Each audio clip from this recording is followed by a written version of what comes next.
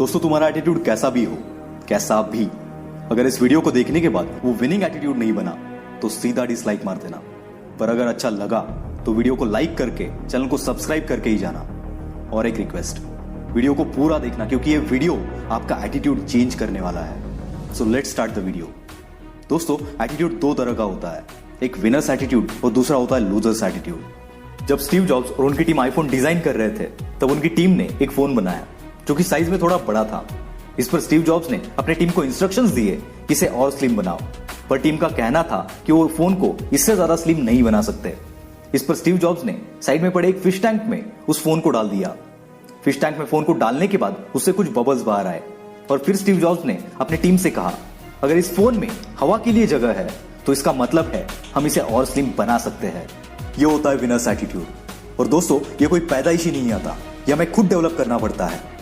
दोस्तों winning attitude बंदे को वो नजरिया देता है जिससे कि वो दुनिया को एक अलग नजर से देख पाता है।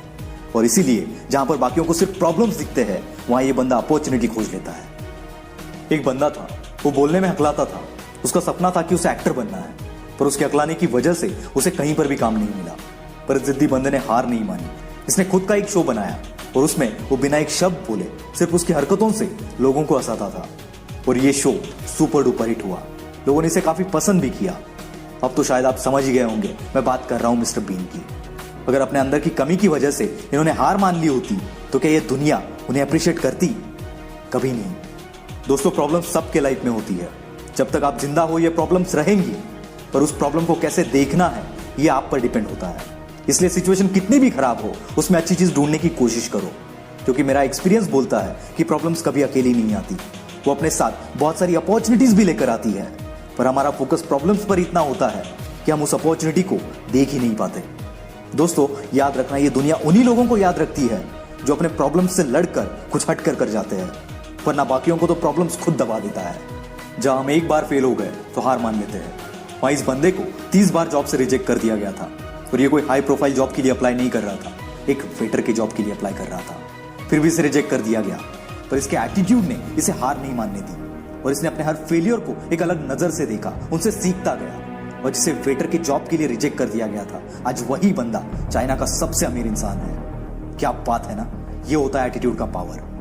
और दोस्तों एक बात हमेशा याद रखना, गलतियां उन्हीं से होती है, फेल वही होते हैं जो लोग ट्राई करते हैं। और इनकी गलतियों की खोज वही लोग करते हैं जो खुद कुछ नहीं करते। इसलिए अपनी सोच, अपना नजरिया, अपना एटीट्यूड इतना पॉजिटिव रखो कि लाइफ में कितनी भी बड़ी प्रॉब्लम आने दो, आप उससे भी भिड़ जाओगे। अपने एटीट्यूड को पहाड़ जैसा बनाओ जिससे कि कोई बवंडर भी हिला ना सके। और फेलियर को एक्सेप्ट करना सीखो। फेल सब होते हैं। जो भी बंदा आज कामयाब है वो कभी ना कभी फेल हुआ था। माइक्रोसॉफ्ट जैसी मल्टी-बिलियन डॉलर्स की कंपनी बनाने वाले बिल गेट्स भी ट्रैफ और डेटा नाम की कंपनीज में फेल हो चुके हैं। अमेरिका के 16th president Abraham Lincoln president बनने से पहले 12 बार इलेक्शन हार चुके थे। अगर इन लोगों ने पहले 1-2 अटेम्प्ट्स में ही हार मान ली होती तो शायद ही आज मैं आपको इनके बारे में बता पाता। इसलिए फेलियर से डरो मत, उनसे सीखो। दोस्तों आप शॉक हो जाओगे, 90% लोग फेल होने के डर से कुछ नया ट्राई तक नहीं करते। इसलिए फेलियर को देखने का अपना नजरिया बदलो। फेल होना कोई बुरी बात नहीं है। हमेशा याद रखना, आप अपने सक्सेस से ज्यादा फेलियर से सीखते हो। और ये 90% लोग वही घिसी पिटी लाइफ जीते हैं। पर जो बाकी के 10% लोग होते हैं ना, ये कुछ हटके सोचते हैं और फेलियर से लड़के कामयाबी के लिए ट्राई भी करते हैं। और ये वही लोग हैं जो हमेशा भीड़ की वजह बनते हैं, भीड़ का हिस्सा नहीं। अब ये आपको डिसाइड करना है कि आपको 90% लोगों में शामिल होना है या फिर उन 10% लोगों में। दोस्तों इस वीडियो का एंड हम एक बहुत ही अच्छी स्टोरी से करेंगे।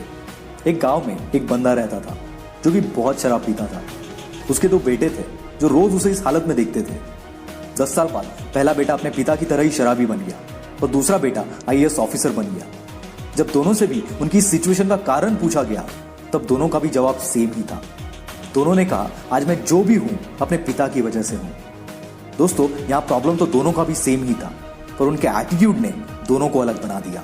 Problems are common but attitude makes the difference. Think on it.